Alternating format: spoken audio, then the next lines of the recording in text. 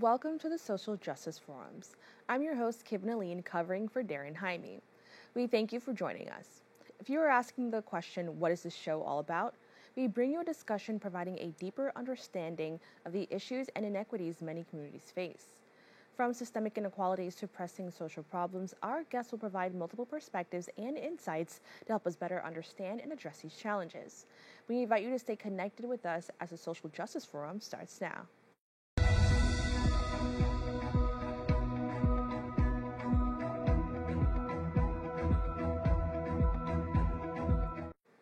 Welcome back.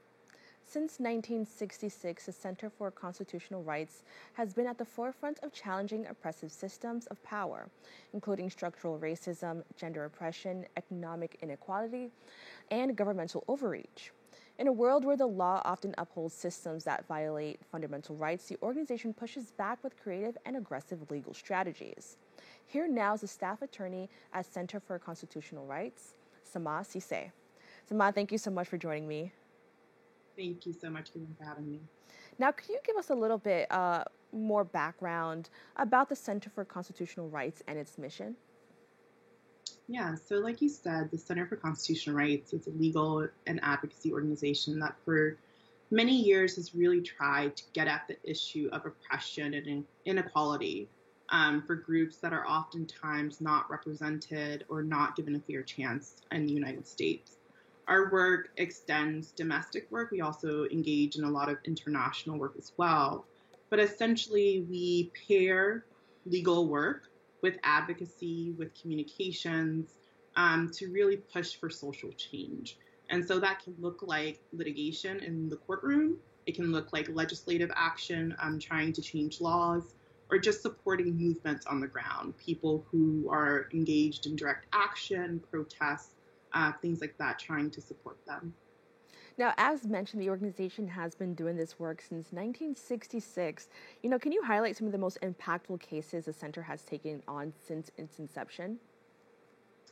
I think when you talk about the Center for Constitutional Rights, there are a few cases that people think about. So we were one of the first organizations to represent Muslim men who were detained at Guantanamo Bay. So CCR has been doing that work for a very long time and unfortunately continues to do it because Guantanamo is still open. CCR also brought the historic Floyd versus City of New York litigation, which challenged the NYPD's practice of stop and frisk here in New York City, and successfully got a federal court to rule that the NYPD was engaged in racial discrimination and unconstitutional stops.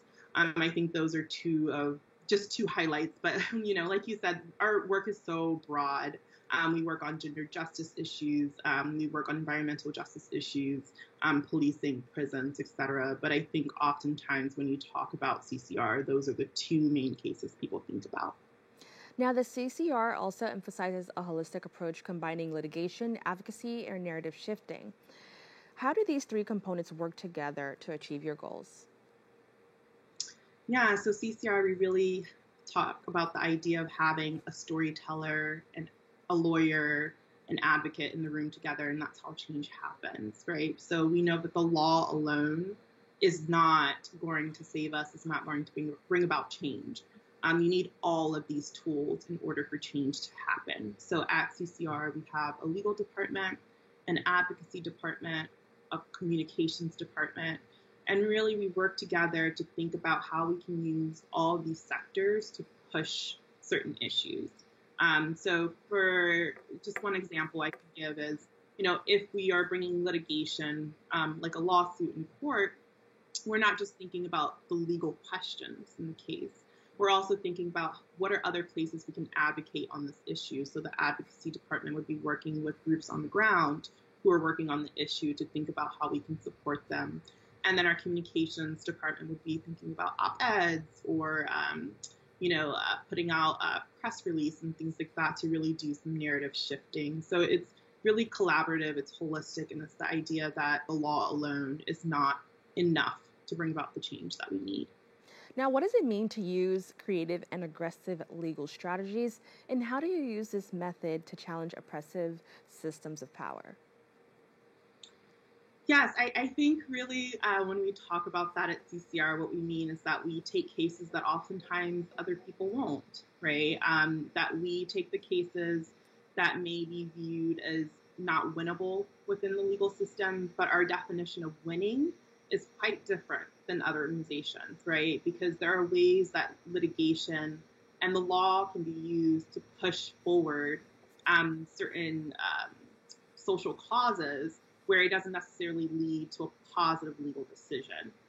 So we're known as the organization that people come to when they want to use litigation in a way where the system is stacked against them, right? So for instance, I was talking about Guantanamo and the fact that we brought those cases that was seen as unwinnable, but we did it because it was what was necessary and we needed to aggressively fight for people who were being oppressed.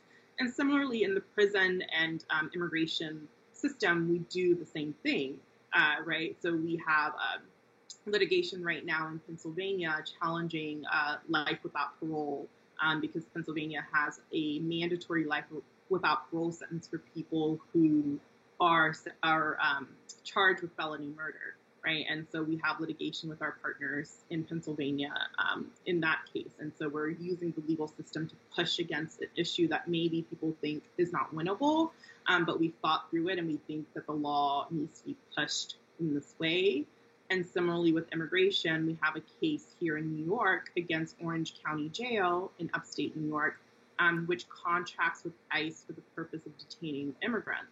And we're suing both ICE and the county for abuses against immigrants who were in their custody and what we call retaliation that occurred, right? And so that's just, taking hard cases, pushing things forward and ensuring that the court, even if it at the end of the day doesn't come on the right side or the side of justice, ensuring that these issues are heard by the court.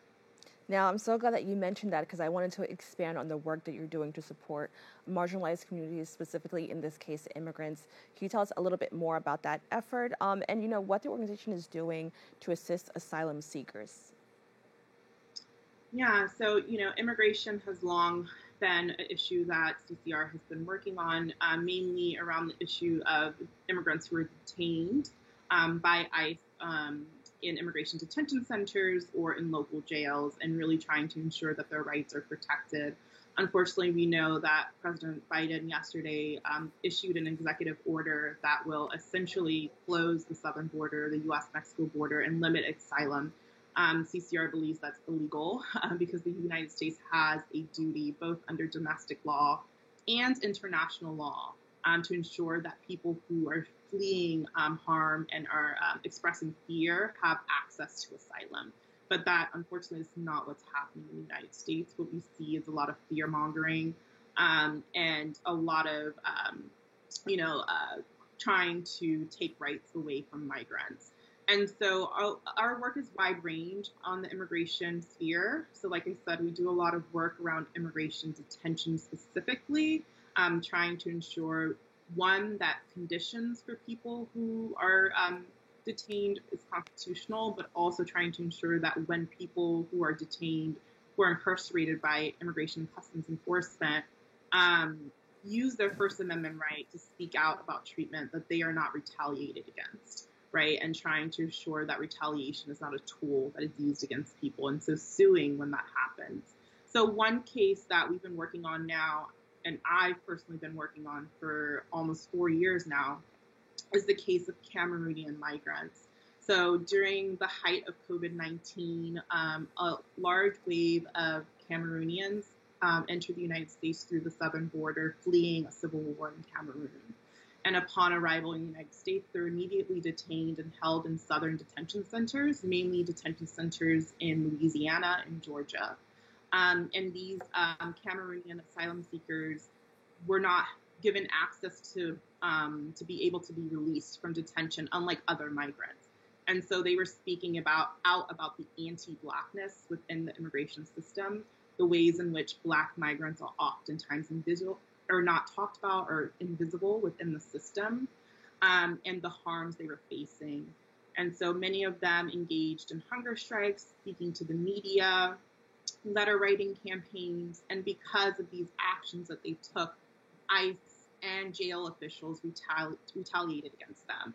So they were pepper sprayed, beaten, put in solitary confinement. And eventually in 2020, in October and November of 2020, the Trump administration chartered 2 mass deportation flights to Cameroon, where a majority of the people who had engaged in hunger strikes and other forms of protest were deported, even though at the time the U.S. government recognized that Cameroon was in the middle of a civil war. These asylum seekers were still deported. And so we started working with those individuals, at first just trying to get them out of detention, so filing habeas cases to get them out of detention, and then trying to stop the deportation flights when they were announced in October and November of 2020. And then eventually when they were deported, trying to think about strategies to redress the harm they had faced and also to bring them back to the United States. Now, you mentioned something that I thought was, just very interesting. You said you've been working on this for 4 years. Can you just talk about that journey, especially, when you're working with so many people and just the livelihood of people who are going through, just tremendous adversity at this time? Can you talk about that experience?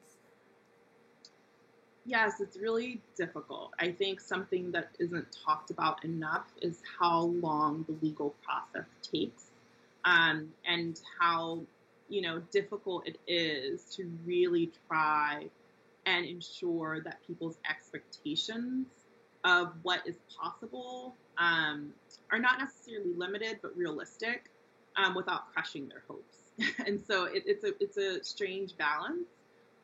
But it's true, these legal cases, these advocacy campaigns can take years, right? So for instance, the Floyd litigation, we're on year 10 of a monitorship for that in relation to the NYPD. And like I said, for the Cameroon advocacy, we've been doing that work for over 4 years now. And so I think a lot of it is just being in communication with people who are directly impacted and having their experiences and their desire for justice lead the work. Otherwise, you burn out very, very quickly. And also just maintaining hope, and hope in the sense of actions that you can take that can make the outcome that you're seeking possible. And so there are many times when people told us, for instance, that it didn't make sense. Like, people don't come back after being deported. Like, that's not a relief that you can ask for after someone is deported. And, our argument was no, if they were wrongly deported and their rights were violated, then the United States government has a duty to return them. And so, even when people were saying this is not something that's possible, we worked with our partners, with people who were directly impacted, to say no, regardless of whether this has been done before, we think we can make it happen now. And so just having that strength, because of our clients and the people who have experienced so much harm and yet remain resilient, that's what's been important to me. Now, how has CCR used Freedom of Information Act requests to uncover and challenge unjust immigration policies? So we have a really robust open records project at CCR. It's a new project that started in about 2018. That's being led by one of my colleagues at CCR, Ian Head. And the project's focus is really on using Freedom of Information Act, both with the federal government, but also local FOIL, to get information that can be useful in either suing ICE or local jails who have harmed migrants, or just getting information that can be used to progress any advocacy that our partners or people on the ground are doing around immigration issues. So to talk again about Cameroonian advocacy that we've been doing, once people were deported, we had a lot of questions, right? Like, who authorized the deportations? Why were some people put on certain flights and some people were not? Because there were people who were not deported. Was there communication in advance between the U.S. and the Cameroonian government before this deportation flight? And so we put together a FOIA request, Freedom of Information Act request, to ICE, the State Department, DHS, and other agencies to get emails, to get data, to get the flight manifest and everything we could about what happened with that deportation flight. And then other organizations also did work to get information from the jails where people were detained in ICE custody about the retaliation that they faced. And so because of that information that we got, we then decided to file what's called the Federal Tort Claims Act, FTCA litigation against ICE for the abuse that people faced in detention and during their deportation. Now, the organization is doing so much work to, again, support people who are marginalized in this country and beyond. How can the public support CCR's efforts to fight for the rights of Cameroonian immigrants as well as other vulnerable groups? Yeah, I think definitely just learn more about the organization. We have a really robust website. We try to be very transparent about everything that we do.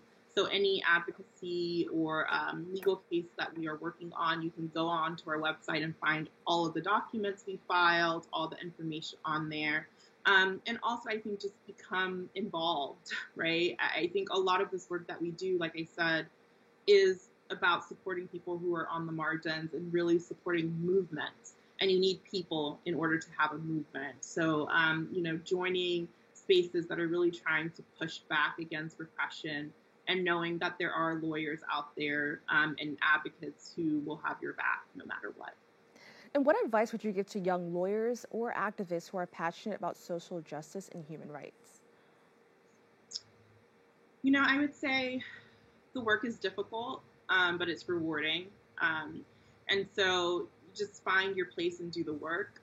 I think you don't learn all the things you need in law school. And so the only way for you to know if this work is really for you is to do it. So whether that's internships or, just starting off as a first year lawyer someplace and seeing whether something works for you, I think that's what's important. And then I think also just you have to stay grounded in what's important in this work. And what's important are the people who are impacted by these systems, the people who continue to be resilient and fight despite immense repression. And so ensuring that your work is centered on a love for people is important. And that's what keeps you in this work for a long time. Well, I want to thank you so much for educating us and, giving us a little bit more background about the work that you and your organization do. So thank you again. Thank you so much. We have to take a quick break. We'll be back right after this.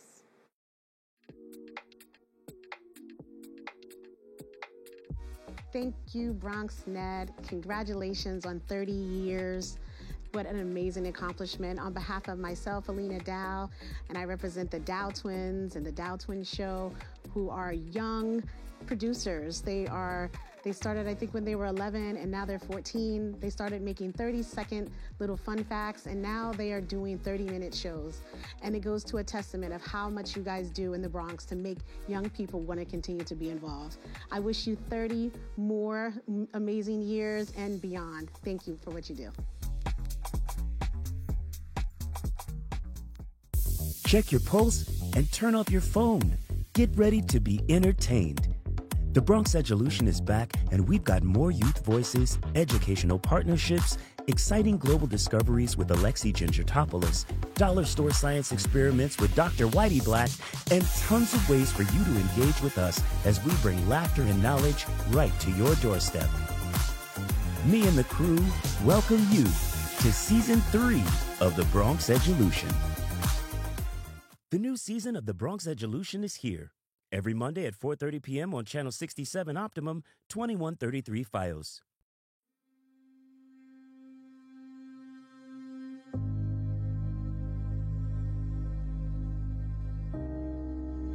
Only 57% of New York City high school students are college ready by their senior year.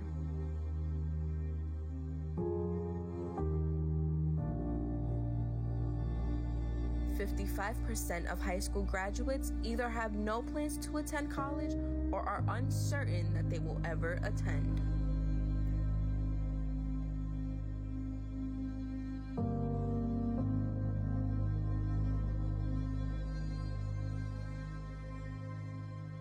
%34 of young adults don't go to college because they can't afford it.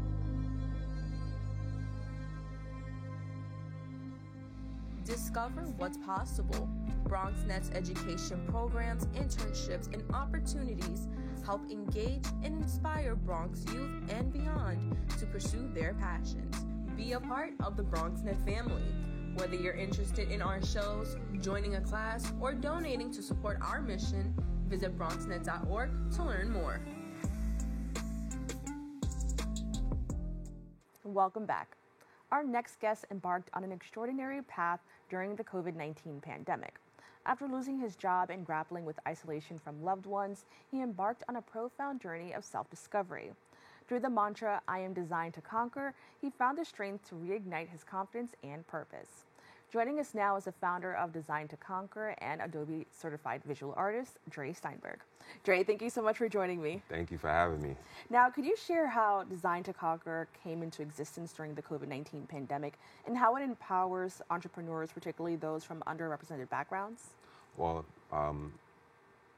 once COVID happened, everybody was enthralled and things were chaotic. We were unsure of who to be around, how far we needed to social distance and things like that. And it hit me pretty hard. Being a very outwardly and energetic and extroverted person, having to be confined into a small room, my bedroom, for lack of a better word, it caused me to have a lot of internal compromising thoughts. I didn't know what to do, who to reach out to, and it led down this unpleasant road for me until I really had to sit back and recount all of the things that I accomplished with my creativity. And as mentioned, the affirmation, the phrase, "I am designed to conquer," became something that was impactful to me on a daily basis. So whenever I had those intrusive thoughts and those kind of ideas that led me astray, I would remind myself, I am designed to conquer. I spent a lot of time developing my craft as a visual artist, and I would spend time drawing or creating illustrations that kind of got me out of that slump. And I took the initiative to go about getting my LLC in order to start a creative agency that would focus on multiple pillars, one of them being social justice reasons to give back to the youth.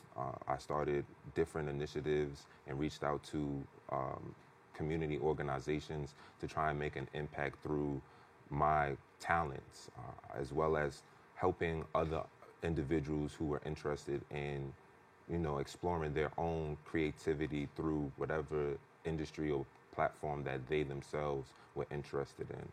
So I spent a lot of time, relearning who I was and developing a stronger connection with myself so that I can then present myself in situations like this as a more positive and active member, not only to my community, but to the people that I felt more connected with in regards to helping them share their story. Now, what guiding principles inform Design to Conquer's approach to crafting visually stunning and strategically impactful designs? Well, that comes from the idea that people can tend to wear multiple hats as entrepreneurs or small business owners, right? So people may struggle with feeling like they can afford to spend money on another niche. So they themselves try to put on that hat. And so one of the things I try to work with potential clients or existing clients is coming up with that unique story. And storytelling is important because that's how people gravitate towards your business or your service. They get to know you on a more personal level, which then allows for them to feel more confident in doing business with you. So a lot of the times I spend, talking, being as active as possible, giving my clients or people in general as much information as possible to help them develop their brand stories, which will allow for them to attract those people that they want, as well as give them the confidence that's necessary to present themselves in situations to help them further grow their personal brand as well as their business endeavors. Now, you mentioned confidence, and I think with a name like Design to Conquer, you definitely need that confidence. How do you try to kind of put that or encourage clients to kind of feel that confidence and kind of move as you did with the idea of I'm designed to conquer? Well, typically I spend a lot of time in these discovery calls finding out what the problem may be for certain people, and then we go about unique approaches for each individual, each company. So instilling that confidence isn't an overnight thing. It takes time. Some people don't have confidence to be public speakers. Some people don't have confidence in their writing.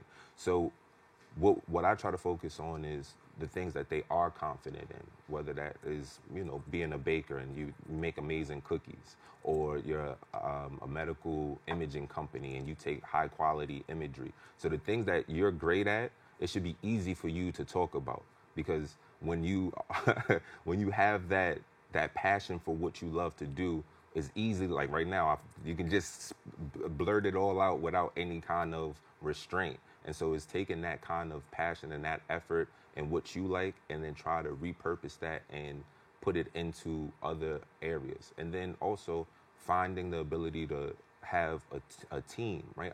I'm very teamwork oriented. So I believe that I don't work for people, I work with them to allow for them to have the best experience there is. And we bounce ideas off of each other and we grow, and that's the confidence and that's the conquer that they achieve by working with me. Now, can you talk about the Wearable Art program and how you kind of connect with young minds to foster creativity and individuality? So initially when I first started Design to Conquer, I wanted to find a way to influence and impact my community. And I initially started my creative exploration doing clothing. I had a clothing line called I Wear Clothing that I started in 2010 alongside my brother. And over the years, we gradually phased out of it. Like more life-related things happening, getting a job and aspiring to do other fields. But I always had that passion for fashion, and I decided to cultivate an experience that would allow for young minds to be able to express themselves through fashion. So the Wearable Art program was created with that in mind, to give them outlets to expose and explore their own creativity using garments, using not web design, but using design programs like Inkscape or Adobe Illustrator or Photoshop, so that they can master their own craft and tell their own unique story through t-shirts, hoodies, hats. I also reached out to different individuals that I knew that already had tackled certain obstacles within the fashion world, and I invited them to come out and speak so that they can also see individuals that look like them who have been able to be successful in that lane. Typically, children always are pushed towards doctor, lawyer, teacher, and they don't have certain ideas or approaches that, being more creative. So creativity is something that we all have, but we tend to phase out of as we get older. And that's one of the things I preach about with the young people, is like stay as creative as you can. Your concept and your designs and your original thoughts are powerful, and putting those on t-shirts or hoodies or any kind of apparel will allow for you to tell your own story through this medium. Now, what I think is even more amazing just listening to this is that these children and these young people will have access to digital design skills, and these are amazing things that they could take with them, far beyond this. Can you talk about the importance of having access to this type of technology and kind of using it to create art? Yeah, I believe that STEM, the newly acclaimed mixture of science, technology, I forget the electronics and mathematics. Mm-hmm. That was one of the ways that I positioned wearable art, so that not only can the children learn these amazing programs, but then they can see the benefit in using them outside of what we're doing. So you can then take this and put together a portfolio. One of the culmination programs we created is, once they finish designing all of these things, we'll have something like a fashion show or a portfolio review, so that people can see what the children have created over time, and that can foster their willingness or eagerness to continue to pursue something in the creative and digital realm. So it's twofold. It's giving them that ability to express themselves, as well as letting them see the potential for future endeavors as graphic designers or as fashion designers, and ultimately keeping that passion for creativity alive. Now, what can participants expect from the wearable art program's closing ceremony, and how does it reinforce essential skills? No, okay, so yeah, so again, with the closing ceremonies, we typically do either a fashion show, and that allows, that as a confidence builder in and of itself. So imagine you spending so much time crafting and developing your own clothes, and then at the ending ceremony, you get to display those and feel the applause of the audience, and see your family and friends excited about what you've done. Outside of that, we also can provide, if need be, the apparel to be produced, so that now it instills independency and entrepreneurship within the young minds, so that they can see this as an avenue to be profitable. Outside of that, we also do portfolio reviews, where I bring in some of the guests that spoke throughout the course of the program to come through and look at things like, hey, look, this looks really good. I can see somebody wearing this, or giving this, or giving them critiques that will also boost their confidence and allow for them to continue possibly on that journey of creativity within the design realm. Now, I think it's an amazing program, and it's so wonderful that we have this available for underrepresented communities and children in these underrepresented communities. But to talk a little bit more about you, how do you balance your roles in running Design to Conquer and facilitating programs like the one we're talking about? I'm building a strong team. Again, teamwork is very important. As an entrepreneur and small business owner, I know firsthand how difficult it can be to try and tackle all the things you want to do alone, wearing so many hats. You have to worry about emails, you have to worry about flyers, websites, social media, being able to attend and participate at networking events, or creating a program and then having to show up there before time to be early, stay a little bit later, and then deal with everything else. So the main thing I do is try to foster relationships with like-minded individuals that are as passionate about what I want to do as they would be with what they want to do. So I try to balance my likes and my requests with some things that they may be interested in, and develop a strong relationship and teamwork. So we work together to come up with ideas. I typically try to have at least 1 or 2 meetings per month with my small team, so that we know what task needs to be met, what things we need to push back, and how to allocate time. Because to me, time is the most valuable currency that we possess. It's something that's non-transferable. So if you spend too much time on one thing, you'll end up spending less time on something else. Now, what are your aspirations for Design to Conquer, and how do you plan to continue making a positive impact in the design industry and beyond? Ooh, that's a big question. As a creative agency, Design to Conquer's purpose is to tell unique stories with our clients, and I see that continuing to happen, and their success being the proof. So the more people that we're able to work with, and the stronger stories we're able to tell through graphic design, through web design, through social media campaigns and social media development, that will then be the first-hand review. So people will be able to trust us and know that they are in good hands, and have a great, solid team behind them when it's time to get the ball rolling on a new project, if it's time to do a website relaunch, or if there's a time where you need somebody to document your story, and know that your story will be told in a professional and positive light, and it will also attract the clients that you want. Outside of that, ultimately it's to be able to continue the work that I do in the community even more. So I want to create more incentives that will provide more opportunities to, eventually I'll be able to bring on some of the students as interns, or provide them with part-time jobs over the summer, or become more of a mentor and develop an overall presence in different niches that I feel are important and dear to me, so that I can have a stronger impact within my community and beyond. That's amazing. And then we have about 2 minutes left, but I really want to get to it. How can creativity and design play a role in driving social change, especially among younger generations?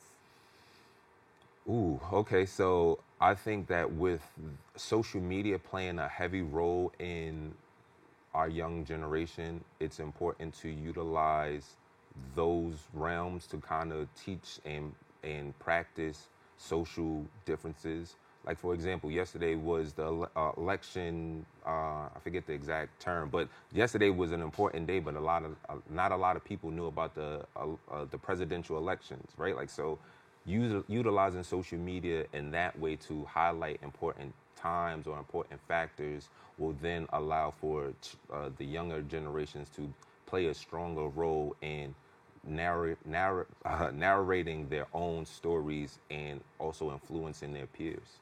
Now, how can people learn more about your organization and the initiative that you run? Well, my website is Design to Conquer. It's spelled like how it sounds, design, not the number, but toconquer.com. They can follow me on social media at Design to Conquer LLC, or reach out to me via email at dre@designtoconquer.com. And I'm always interested and willing to help the next entrepreneur succeed. Well, Dre, I want to thank you so much for joining us and having this really inspiring conversation. It's wonderful to see people take something that was kind of maybe a dark moment in their life or something that wasn't the best and turn it into something extremely positive. So thank you so much for joining us and sharing your story. Thank you for having me. I appreciate it. We have to take a quick break. We'll be back right after this.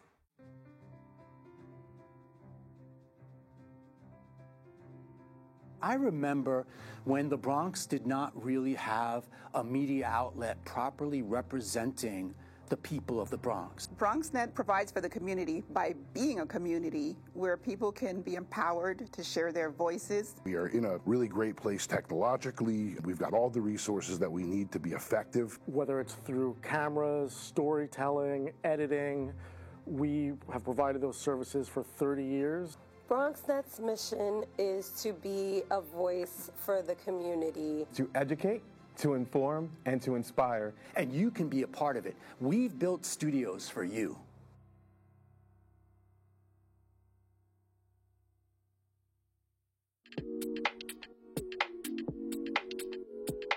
So BronxNet is a great place for anyone to come to if you're looking to learn how to get yourself in the door, how to get your toes wet, if you will, when it comes to media, when it comes to editing. And I would definitely recommend it to anyone who really is interested in, learning how to work, whether it's in studio production, whether it's field production, whether it's learning how to operate a camera, whether it's learning how to interview and host. This is the place for you to be. This is the place for you to sort of get your feet wet and be amongst other creatives here in the Bronx who are also trying to learn and develop their own content.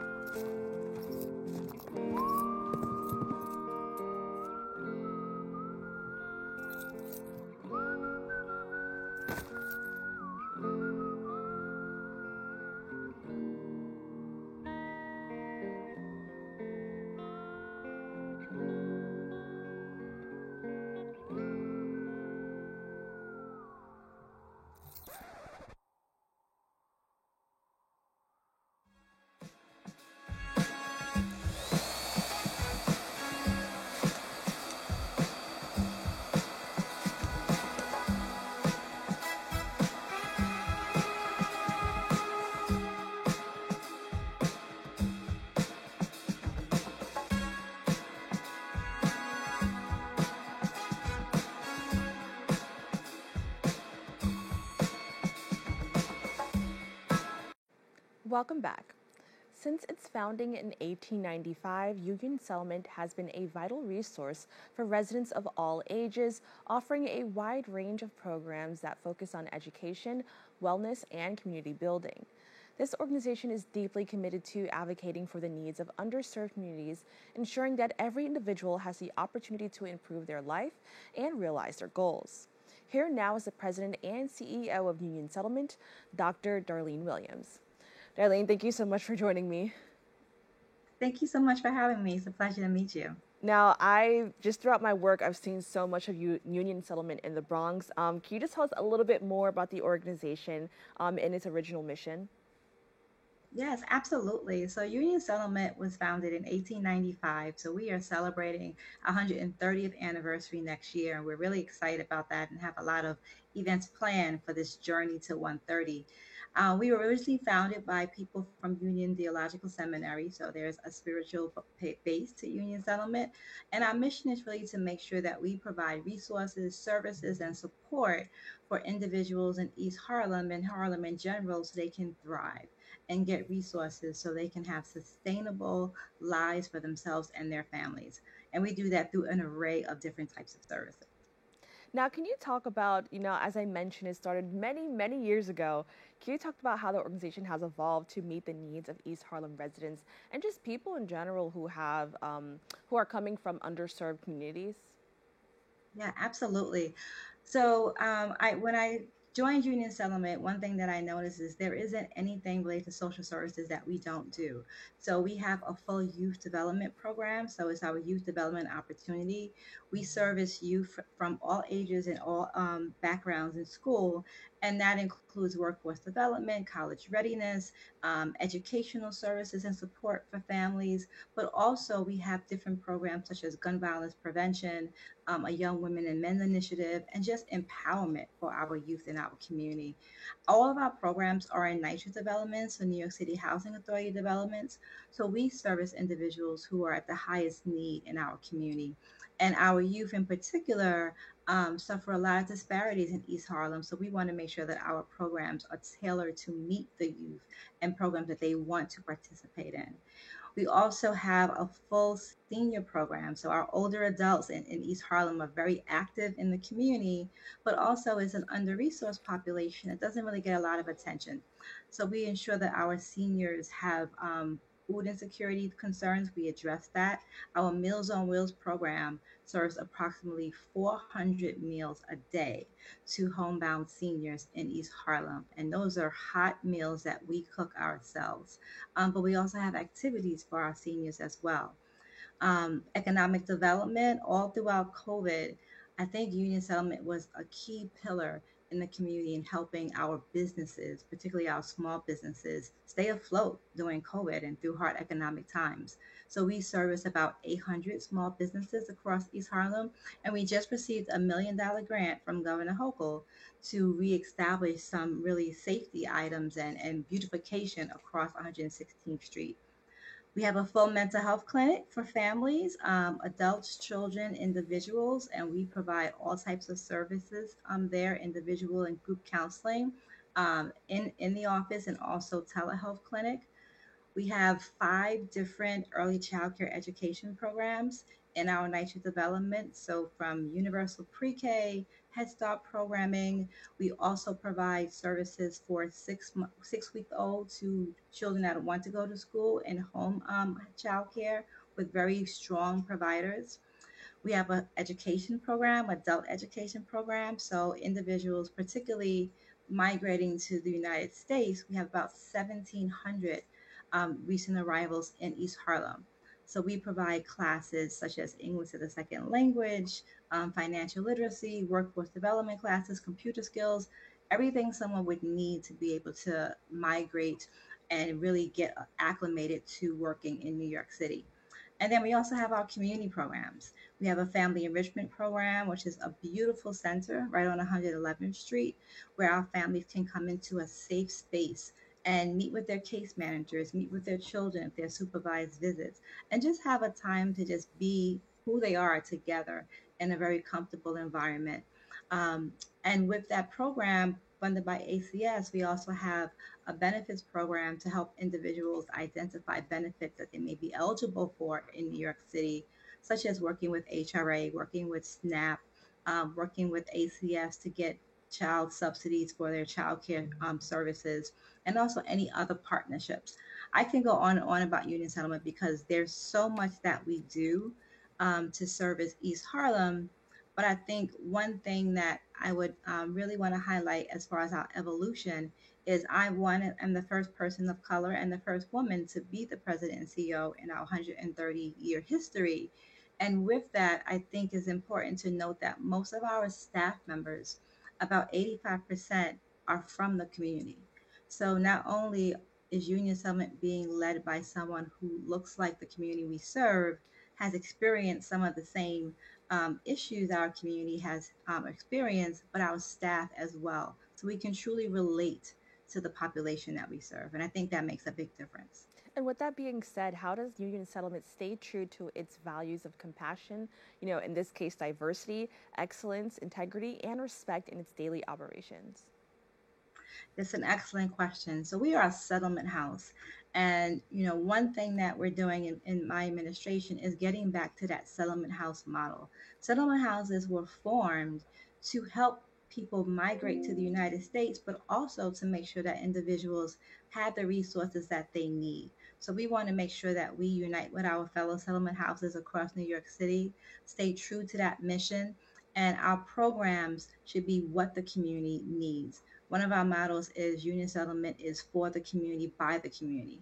So getting that community input is very important because we don't want to be a nonprofit that just develops programs and it's not something that our community needs today in 2024. So we make sure that we include the community in that conversation. We chair the East Harlem Community Alliance, which is a consortium of about 200 stakeholders across East Harlem. And part of that is really getting the voices of the community into Union Settlement, into what we do. And that model is true for most of our programs because we have community advisory groups that work to really make sure that we're getting that message across, but that also our ears are open to the community. So I think that's really important to stay true to the mission. When the community is involved, the community wins. Now, you talked about some of the programs. I want to highlight the tutoring programs. Can you just tell us about the impact the intergenerational programs have had on both students and the tutors involved? Yeah, that's another very good question because one thing about Union Settlement is we care for individuals from 6-week-old to our older adults and our seniors. So a lot of times we're taking entire families. We'll have an infant in our daycare center in one of our home-based daycare centers. We'll have a toddler in our ECE program. We'll have a youth of that family that we're caring for in school or in a mental health clinic. And then we'll have one of the seniors that we're taking care of as well. So I think that the only way to break generational poverty is to make sure that you attack it at every level of the household. And that's a critical feature of Union Settlement because we're so concentrated in particular areas and focus on every aspect of someone's life that we're able really to make a strong impact on the entire household, particularly when it comes to economic development, workforce development, education, and skills building, but also any mental health concerns that we have available as well in our clinics that we take care of. So that's really important to me. The diversity aspect. So when I think of DE&I, for me it's DEI, A, and B. So it's diversity, equity, inclusion, accessibility, and belonging. And I add accessibility and belonging because we can have a diverse workforce. We can ensure that there's equitable and inclusive policies. But if it's not accessible to you, then you don't have access to it. So accessibility is a key piece. And belonging to me is also important, being the first person of color at Union Settlement. If I get to the table and I feel like I don't belong or I'm ostracized, I'll leave the table.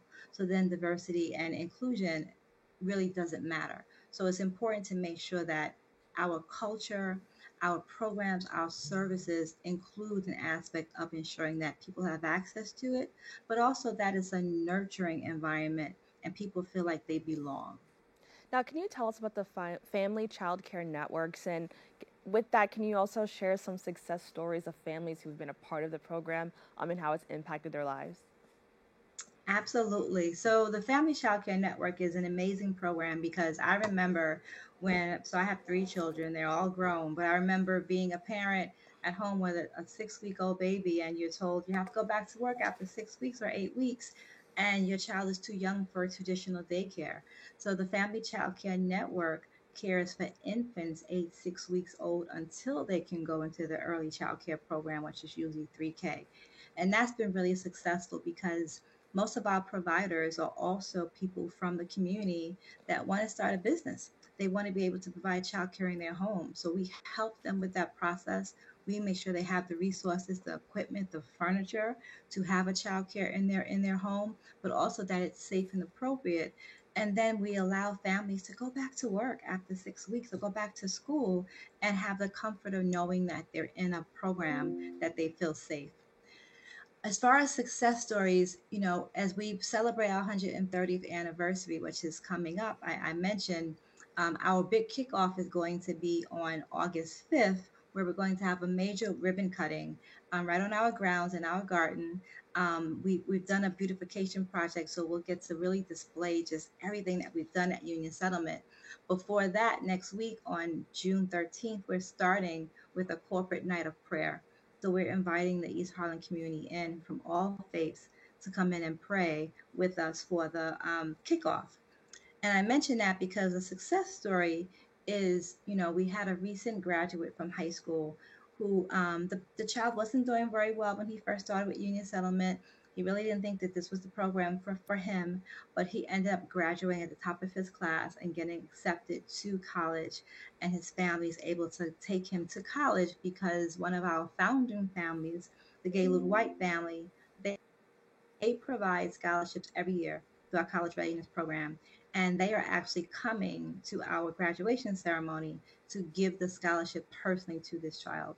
So that's going to be an amazing day that we see at the end of June. That's amazing, and I love to hear these type of stories because it shows that it's possible. So thank you so much for sharing that. Now, how does Union Settlement engage with local leaders and residents to identify community strengths as well as needs? Oh, absolutely. So, I mentioned the East Harlem Community Alliance, and that consortium, again, is about 200 stakeholders across East Harlem. So we gather quarterly to meet at Union Settlement, and it's really an open conversation to talk about the needs of the community, how it's evolving, what programs we need to incorporate to make sure that we are evolving with the organization, but also what the community needs from us as a settlement house, which is quite different from what the community needs from a traditional nonprofit organization. I will also say, I think, one thing in particular about Union Settlement is, especially through our Family Enrichment Center and our partnership program, our doors are always open. We sit in East Harlem. Our teams are in NYCHA developments. Through our child care program, we are right there in the buildings in the community center. So our families are always able to come and talk with us. We have a family advisory board that works with us through our ECE programs. And in our child care program that really functions out of most of the NYCHA developments, there are regular meetings with the teachers, with the directors, to really just get that input.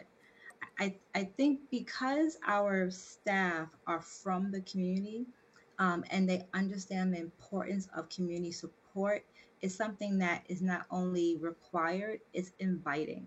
So you could never stop a staff member from saying, hey, by the way, this community member walked in and talked with us and has a concern, and bringing that to my attention and to the attention of leadership.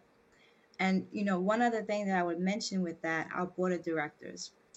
We have a very special board of directors, but one requirement is that we have community members on the board. So since I joined over a year ago, we have added 3 new members of the community who still live in East Harlem on our board of directors. So it's not just individuals who are disconnected and just want to have a seat on the board. We have people who actually understand the work that we do and the importance, and their voices at the table in our board meetings. Now, I'm curious to know, the organization has been thriving since 1895, which is a very, very long time.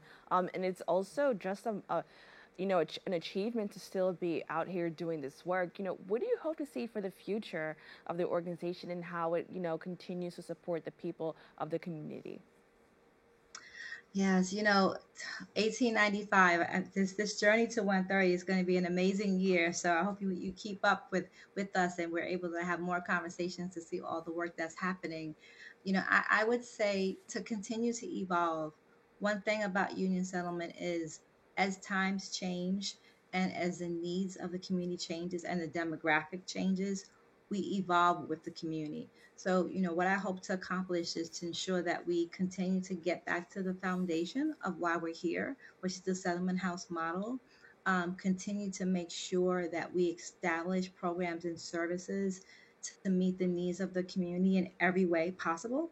Diversity, time, location, the way the programs are structured, translation services, childcare services, but also branch out. We're in East Harlem and we've been in East Harlem for, 130 years, but there are programs that are across the street or right next door and people that we can partner with to really establish a greater infrastructure across the neighborhoods. I'm a strong believer in one organization doesn't have to do everything. The more we partner and collaborate with our fellow organizations, the stronger we'll be and the better our service and more efficient our services to the community. So I'm looking forward to establishing more partnerships across the network so that we can make sure that we have a stronger footprint across East Harlem. And what can people watching or organizations do to further support, the organization? We're here located in the Bronx, but as many people know, we're all a family here in New York City. We have members who live in East Harlem, or people, friends, families that we know that are from Harlem. So what can people do to support your organization? So donate your time, your money, your resources. As most nonprofits, we all know we're mostly funded by the city. And unfortunately, the city doesn't provide adequate resources to provide services. We want to make sure we supplement that. So donating funds, you can reach us at Union Settlement, info@unionsettlement.org. So that's info@unionsettlement.org, one word. People can reach me directly, Dr. Williams at unionsettlement.org. That's Dr. Williams at unionsettlement.org. Participate in our events. So come out next week when we have our opening prayer night on June 13th, right at our garden. Our main office is in the Gaylord White Houses, which is named after the founder of Union Settlement. So that's at 237 East 104th Street, that Thursday evening at 6 p.m.